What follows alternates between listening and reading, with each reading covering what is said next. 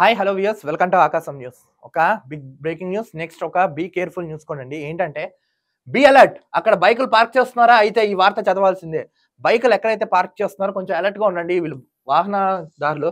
తెలంగాణలో దొంగతనాలు అంతకంతకు పెరిగిపోతున్నాయి. ప్రస్తుతం సైబర్ నేరాల ట్రెండింగ్‌గా నడుస్తున్నాయి. సాధారణ దొంగతనాలు కూడా గట్టిగానే జరుగుతున్నాయి.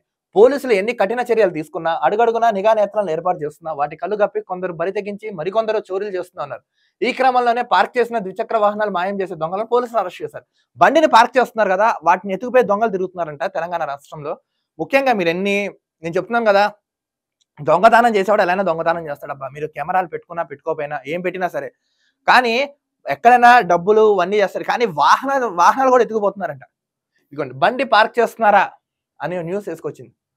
ప్రస్తుత కాలంలో ప్రతి ఒక్కరు బైక్ ఖచ్చితంగా ఉండాల్సిన అవసరం ఏర్పడింది. అవసరానికి తగ్గట్టుగానే చిన్నో పెద్దో బైక్‌ను మెయింటైన్ చేస్తున్నారు జనాలు.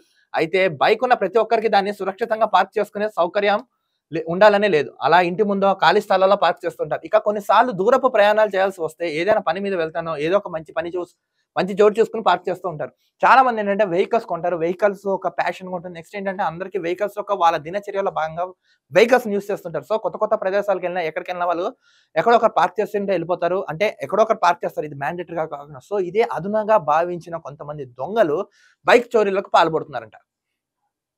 ఇట్టే మాయం చేసేస్తున్నారు. అలాంటి దొంగను పోలీసులు పట్టేసుకున్నారు. యాదాద్రి భువనగిరి జిల్లా బీబీనగర్‌లో పార్క్ చేసిన బైకులను ఎత్తుకెళ్లి అమ్ముతున్న దొంగను పోలీసులు అరెస్ట్ చేశారు. బైకులు పార్క్ చేసి వెళ్తారు కదా, బైకులు దొంగతనం చేసి అమ్ముకుంటున్నారంట. ఆ ముఠాని నిన్న బీబీనగర్ పోలీసులు పట్టుకున్నారంట.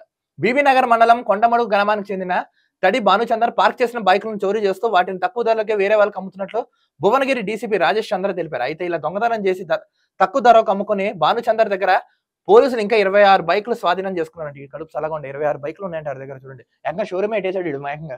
దాన్ని తక్కువ రేటు కొని దొంగతనం చేసి తక్కువ రేటుకి అమ్మేసుకుంటున్నాడంట. ఆ డీసీపీ తెలిపిన వివరాల ప్రకారం. జాగ్రత్తగా ఉండండి అబ్బాయి, ఎవరైతే వాహనదారులు ఉన్నారో.